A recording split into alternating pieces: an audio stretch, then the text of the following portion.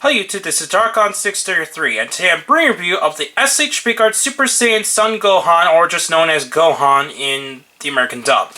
Now, normally I wouldn't be putting up a video for a Blast from the Past review this week, but I decided that I was actually going to review one of my latest acquisitions at the recent Otakon convention in Baltimore that was held earlier last weekend. Now, this is actually my first Dragon Ball Z Figuart, so upon getting it, I was actually quite surprised how different the articulation design was, since I'm not really used to the full-on humanoid type design, since a lot of the Figuarts I've been getting were either the Super Sentai Figuarts or mostly just the Kamen Rider Figuarts, so they had the suit kind of articulation rather than humanoid body movements on the normal type of design.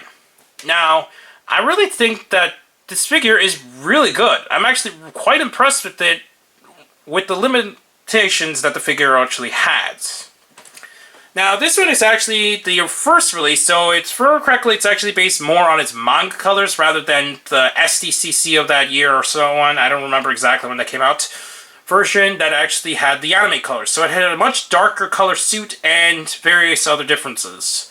But anyways, how it was packaged in the box is pretty much in Super Saiyan 2 form, as you can see here, and it's just the normal kind of angry look that the design has, and he's just ready to fight, I guess.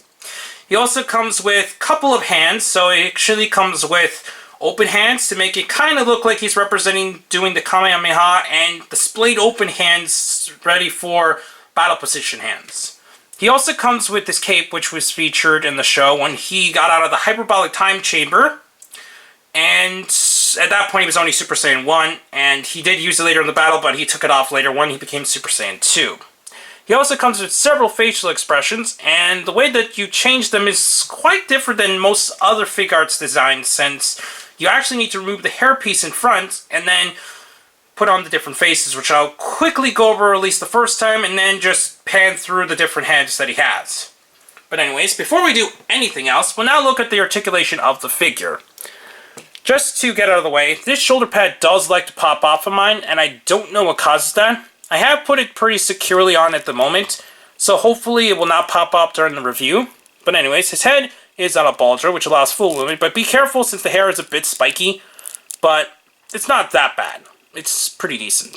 His shoulders allow full movement in a 360 movement, but sometimes the shoulder pads do get in the way, but that is why it's on a separate joint on the arm, which helps it, but it's rather tight. He does have full movement in the shoulders. You can also move outwards, so it's got pretty standard articulation there. He has a swivel up here on both arms, but it's rather tight on mine, so I don't move it that much. Hopefully this one will move it for me. So you can see it moves quite slowly. He does have a double elbow joint for poses, but it can only go that far since it's based on the slightly older design. His hands on full ball joints, which can bend pretty far in and out and can also turn around pretty well. He does have that waist joint articulation, which allows him to extend outward to move a little bit more, or if you just want to pose him in certain ways, you can actually put it down and he has a lot tighter articulation. His legs are on ball joints, but it's a double ball joint, which allows you to move it up and down as well for more points of articulation. He does have a double knee joint, which can only go about that far. And his legs are on ball joints that can move around pretty far there. And his feet can pivot just a bit as well. So it can have quite a bit of poses on this figure, which is good for a Dragon Ball Z Figuart, since they need to be able to do a lot of dynamic poses. Now we're going to quickly open the box to see the contents up front. And now when we open the box, we can now look at the contents. But before that, since all the pieces are out, we can now look at the box a little more closely. So you can see it's in the original style of the Dragon Ball Z Figuarts. It says Dragon Ball Z. Tamashii Nations Bandai, the Toei logo. Super Saiyan Son Gohan. Just one of the poses you can do, but it's kind of weird since the promotional artwork shows it with a lot brighter clothing, but as you can see, well, not brighter, but darker clothing. As you can see, the brighter clothing is on the figure itself. Shows you the multiple things that you can do with the figure, which is pretty standard for an S.H.Figuarts box. Now we'll take a quick look at the actual contents of the Gohan figure along with its accessories. And now we have a full look at the accessories. As you can see, it comes with 6 different facial expressions. One that's actually already on the figure in the standard Super Saiyan 2 head. The alternate head also has a facial expression attached to it. And 4 other expressions which help you pose them in different situations. Pretty much what we got is a smirking face, an angry face as he's about to do the Kamehameha or any other attack, just a standard smiling face, and a scowl looking on the right. Obviously, we also have the regular scowl featured on the figure itself. It also comes with 3 sets of hands, including the one that's already on the figure. It's got, as I mentioned earlier, the open hands to activate Kamehameha, or any other energy blast kind of attack, and the splayed open hands, which are used to help with dynamic battle poses. The only other accessory it comes with is the cape, which can be attached to the figure pretty easily by removing the head. And now, we'll be moving on to how the accessories function with the figure itself. Now, to use the accessories, first we're going to have to remove the head, and then, since we're going to actually be using the Super Saiyan 1 head, since he used the cape mostly when he was in Super Saiyan 1, we're going to remove the face, which as you can see, it's a separate piece that attaches to the front, and the hair is a separate piece which you remove. We're just going to give him the smiling face for now. Then, we're going to reattach the hair piece. Make sure that it's facing upward on this version. Actually, sometimes I get confused. This one actually goes down. As you can see, it looks like that. And then, how you just attach the cape is quickly pull down it over the neck piece, and then you just attach the head on top. And there we'll have Gohan in his Super Saiyan 1 mode, which sometimes the ball joint does have little issues if you not put it into the correct position. In this mode, he has quite restricted articulation because of how the cape is designed. It's made of this soft material, but it's not that pliable, so it does get in the way of articulation, and he pretty much can only go about that far in his arms, as you can see there. So that is why we're just going to quickly remove the cape and give him back his head like normal. Now we're going to do a quick rundown of the different faces that are included in the set with both of the heads quickly. Now we'll move on to the different heads. And here we have a close-up of the head that's already attached to the figure. As you can see, it's a pretty good smiling face for Gohan, and it works pretty well for the designs. Now we're going to quickly go through the different heads and move on from there.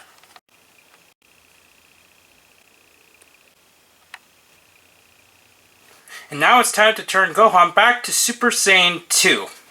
So overall, I still think Gohan is a pretty great figure. Now, we'll be changing around the hands so that we can give it a little bit more dynamic pose. We're just going to remove the hands like a normal Figuart ball joint, since...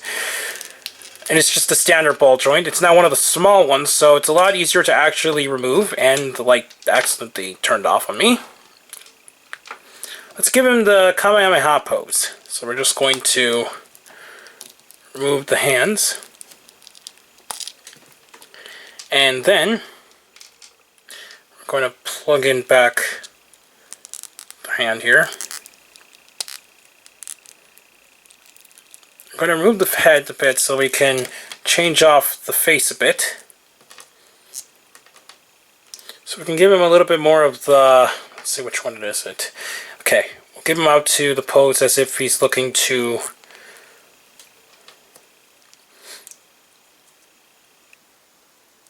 his left, I think? Sometimes I get the directions confused when looking at the opposite directions.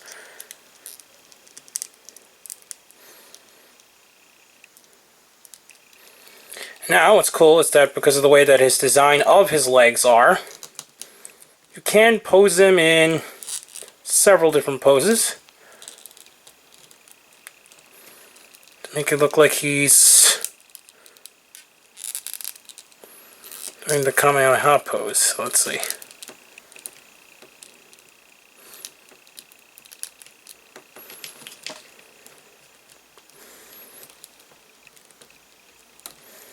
Hopefully I can get this to the best of my abilities on screen. And that's, I guess, the closest I can go with the Kamehameha pose. So, as you can see, the Gohan figure is quite poseable, and I really enjoyed getting this figure at Otakon this year. Now, for around $30, well, that was before tax. With tax, it was around $31. I think it was definitely a worthwhile pickup, especially this late in the game, since this figure is quite old as of today. So, overall, I still think Gohan is definitely a worthwhile pickup, and I highly recommend finding him, if not the SDCC version, which does go for quite a bit more. So anyways, I still think Gohan is a pretty great Figuart, and I'm glad that this is the first full-on humanoid Figuart that I've owned so far. Anyways, please comment, subscribe, and check out Hirotaka for the latest in hero news, because we're with heroes. Also check out the Gideon blog, which is the secondary site for Hirotaka. Also check out the WW podcast, which is listed in the YouTube link down below. Check me out on Twitter under Darkon633. Don't forget to check out the rest of the channels I've listed down below as well. Hopefully I can bring to you more Dragon Ball Z Figuarts review in the future, but for now, this is all I got. So anyways, I'll see you YouTube. Bye.